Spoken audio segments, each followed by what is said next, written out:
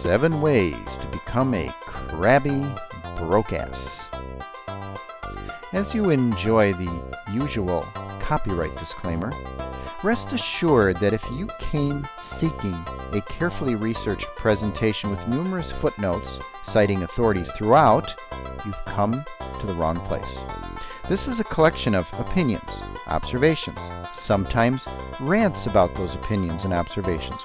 We clearly admit that these 7 ways were formulated not from exhaustive study. Perhaps they come from a defective brain. So that said, you'd be a damn fool to take anything set forth in this presentation as specific legal, financial, or any other kind of professional advice about your situation.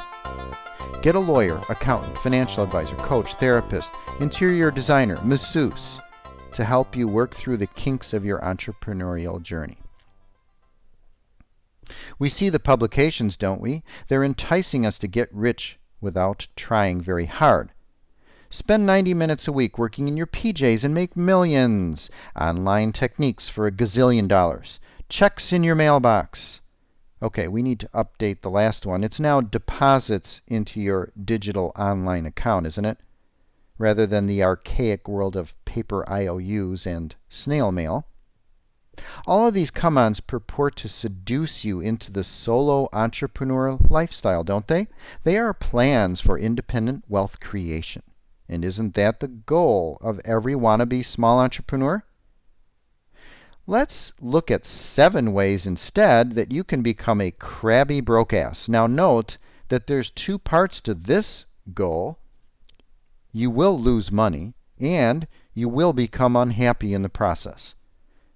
Moreover, while some of these techniques take time, you may be pleased to find that many can be accomplished virtually overnight.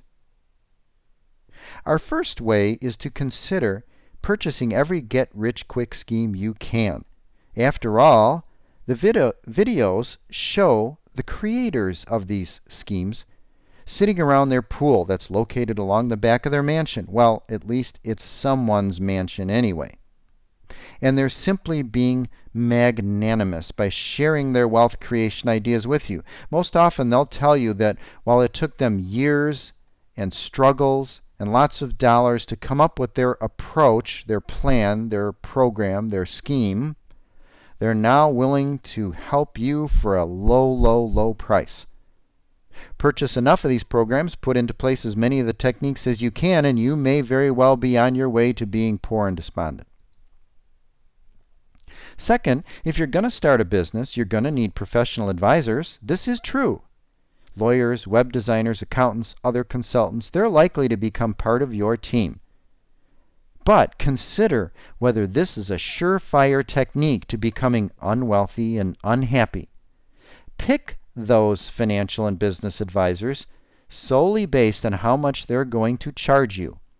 After all, you're on a fixed budget when you're a startup, and there isn't a better way to pick a professional other than cost, is there? Remember when you had the last medical procedure done? You researched doctors and found the cheapest one, didn't you? Okay, it's possible that you can find a professional who's also a great value. But if you look at price as being the sole determinant in whether to retain a lawyer, accountant, or consultant, you may very well be on your way to being a broke-ass. Our third suggestion is to be sure to treat all of your clients or customers as consumers and nothing more. They're simply a source of money for you.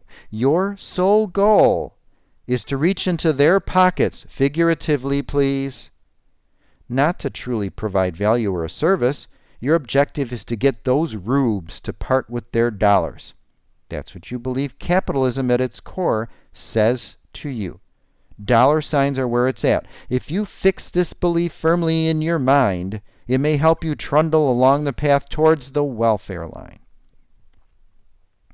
Here's a fourth idea. Create a business where your marketing plan starts with contact your family and friends. After all, there's no better way to riches than those which commence by pushing your product or service on those 100 or 150 persons in your life that you consider most precious. It doesn't matter that they don't need what you have to offer. Their purpose is to support you, in other words, pay you, in your quest to start and run a business. If you don't believe this, please revisit our third reason. Once you have started your business, the fifth way to become unhappy and financially destitute may be to work all the time. Work-life balance is a myth for the actual entrepreneur, isn't it? Keep that nose to the grindstone. There's nothing wrong with all-nighters. Don't be distracted by those that tell you that working too hard might actually be working stupid. If you're not making enough money, the only solution is to work longer and harder. Don't stop and look at how you're working or processes or strategies that you're employing in your business. Just go, go, go, go, go. How about this sixth technique to entrepreneurial non-success? Create a website and let the world beat a path to your door. After all, there's only perhaps slightly more websites than human beings alive on the planet. And why would it matter that your site turns up on page 66 of a web search? Throw up that website and watch the dollars simply flow in. The seventh key or way in our approach to oblivion is to search for the one person that has the one answer. Want to know how to do content marketing? Or create the best and most effective website? How about how to price your goods or services? Search out 20 gurus on any of these topics and you will likely find 20 different answers. Which one is right? Sadly, if you spend your time looking for the single guru that has the single one right answer for all situations, you'll realize that with respect to the new paradigm of creating and running successful businesses, there truly are 50 shades of gray.